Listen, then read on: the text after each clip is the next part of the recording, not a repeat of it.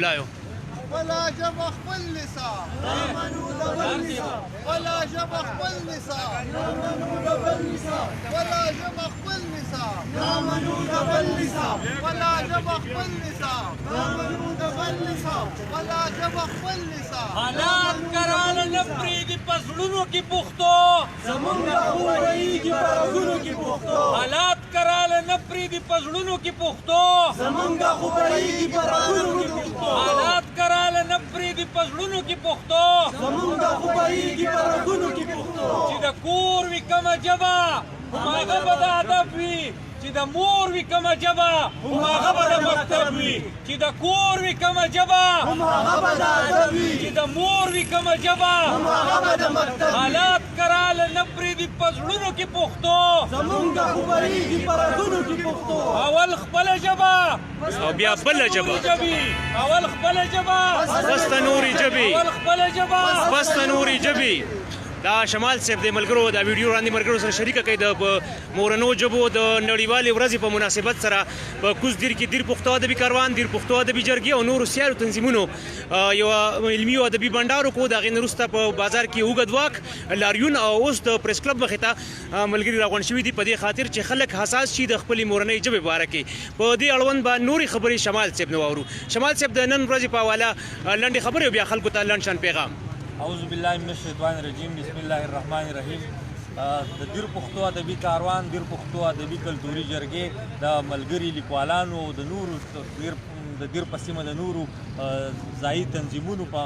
ګډون باندې په شریکه باندې دا یو شریک هڅه د مورنو ژبو د نړیواله ورځ په مناسبت سره تاسو ته دې معلومه وي بل تاسو پیج مینوالو ته دې دا معلومه وي څومره چې ویورز دي چې 21 فروری انټرنیشنلی ورلډ وایډ دا په نړیواله سطح باندې د پښتو د مورنو ژبو نړیواله ورځ ده او په دې ورځ باندې ټول قامونه چې کوم دي هغه د خپلو مورنو ژبو سره د مینې اظهار کوي د هغې ته چې کومه خطرې راپېښې دي د هغې لایحې عمل ګوري چې زمونږ د مورنو ژبو ته کومه خطرې دي د دې د بقا دپاره د دې د ارتقا دپاره خپلې هڅې کوي نو دا 21 فروری چې کومه ده په نړیواله سطح باندې د مورنو ژبو نړیواله ورځ ده په دې سلسله کې نن په تیمرګره کې کوز دیر کې د ټولو ضلعي تنظیمونو او د پښتو په بقا په خاطر د پښتو د ارتقا په خاطر هلته یو اجلاس وشو د هغې نه پس یو پرامن واک یعنې لاریون وشو او اوس دا موږ په تیمرګره چوک شاهد چوک کې ولاړ یو د ټولو ضلعي تنظیمونو او د نورو سماجي تنظیمونو خلک زموږ سره په دې طالب علمان راسره شامل دي استادان د ایجوکیشن سره دغه شان د سماجي تنظیمونو خلک شامل دي او دا ورځ چې کومه ده دا د مورنو ژبو نړیواله ورځ ده په دنیا کې 7117 ژبې دي ویلی کېږي پښتو هم په هغه 21 نمبر ژبه ده چې د خپلو ویونکو په د تعداد په لحاظ سره نو دا ټول ولس ته ټول پښتون ولس ته دا پیغام ورکوم د دې ورځې په مناسبت سره ستاسو د شیشې په توسط سره چې د خپلې ژبې د بقا او د ارتقا دپاره خپلې هڅې وکړي دا د مارکیټ ژبه کې په دې کې په کورونو کې خبرې شروع کړي د دې په املا باندې غور وکړي د دې په تاریخ هم زده کړي د دې ژبې ادب هم زده کړي د دې ویونکو خپل منځ کې یو انټریکشن دا یو نړیواله ژبه ده په دې خاطر زما ټول ولس ته ټولو پښتنو ته دا پیغام دی چې دا پښتو ژبه خپله خپله ژبه خپل نظام نه منو د بل نظام خپله ژبه خپل نظام نه منو د بل نظام خپله ژبه خپل نظام نه منو د بل نظام غنی رحمان کاروان صاحب د تعلیمي او علمي دنیا سره وابسته په دغه ادبي بنډار کې د پښتو دود دستور او د پښتو ژبې او د پښتنې خاورې په حواله ګټورې خبرې وکړي که د هغې اختصار دلته ملګرو سره شریک کړي کورې ودان مننه چونکه زموږ پښتون قوم د دنیا عظیم قوم دی او د عظیم قوم دی او ورسره زموږ ژبه هم داسې ژبه ده چې دا ډېره لچکدار او زرخیزه ژبه ده په دې کې د دنیا په مخ باندې چې نن سبا څومره هلې ځلې کېږي یا سیاسي بنیادونو باندې سیاسي بنیادونو باندې په کم اړخ باندې چې خبرې کېږي نو هغه په دې کې کېدی شي موږ له پښتنو له دا پکار دی چې موږ د خپلې ژبې قدر وکړو او د خپلې مورنۍ ژبې قدر وکړو. په دې کې زموږ ټول غږونه زموږ ټول مطالب څرګندېدي شي. ولې نه چې موږ مطلب لکه د نورو ژبو ته پاملرنه کوو او د دې نه چې کوم دی نو سترګې او مخ اړوو. نو زما دا پیغام دی همې نړۍ ته خصوصا پښتنو ته چې وایي زموږ دا زرخیزه ژبه چې کوم ده د دې نه کار واخلئ. په دې کې ډېر شتون دی، په دې کې ډېر زیات اساسه ده او هسې مطلب لکه د قام سره یا د ژبې سره چې څوک زیاتې کوي نو دا بښنه کوي. دا خو د الله یو تحفه ده او هغه تحفه ضایع کول دا زما پیغام دی. ډېر مننه غریمان کاروان صاحب. په دې بنډار کې ښاغلی طاهر الطاف سرحدي خصوصي طور خپل غم خادی پریخي او شرکت یې کړی. دغسې نورو مشرانو هم ښاغلي اکبر خان صاحب د سیول سوسایټۍ یو مدني فعال دی، وخت په وخت په مختلفو معاملو باندې خپل زیارونه خپل ستړي کوي. کورې ودان د دیر پښتو ادبي جرګې دغه باني غړی، دغه صدر، دغه خادم زموږ عادل صاحب دی. نو عادل صاحب لنډې شان خبرې وکړي په نننۍ ورځې په مناسبت سره. اعوذ بالله من الشیطان الرجیم، بسم الله الرحمن الرحیم. اوله خپله ژبه پس د نورې ژبې. ژبه د یو قام چې ژوندی وي نو د هغه ژبه به ژوندی وي. کوم قام چې مړ شي د هغې ژبه ختمه شي. نو دې وجې نه د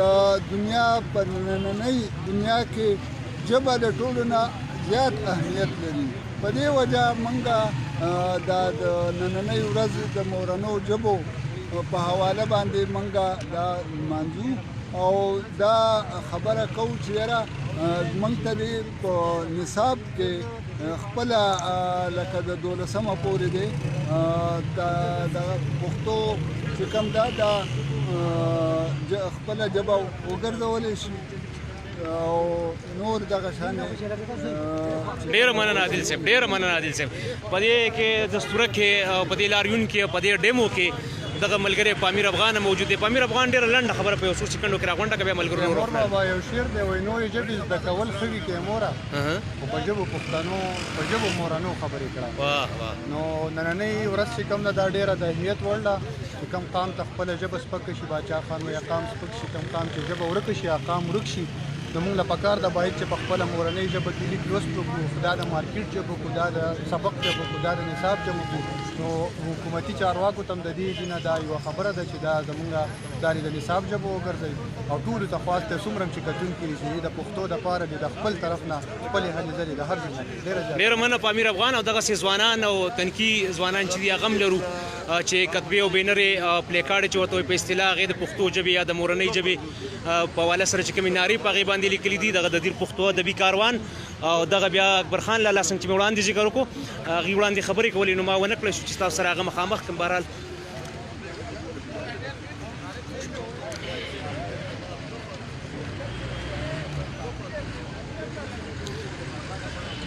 سلمان زیب رو ډېره مننه تاسو ټولو کتونکو ملګرو یارانو دوستانو کور ودان. لږ وخت لپاره مې دا زحمت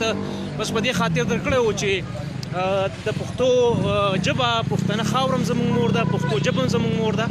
نو د دې حق د دې خدمت کول هغه په موږ داسې فرض دي لکه څنګه چې موږ د خپلې مور خدمت کوو د یو صالحه او نیک بچي په شان. نو ژبه موږ ته د خیالاتو دپاره لویه ذریعه ده، زموږ د محسوساتو، زموږ د خوشحالۍ، د خفګان. او بیا پښتو ژبه ما بیګام ویلي چې پښتو ژبه صرف ژبه نه ده بلکې دا یو کلتور دی، یو دود دی، د خلکو یو اجتماعي هغه کلیکټیو ویزډم چې کوم دی نو هغه په دې کې پټ دی.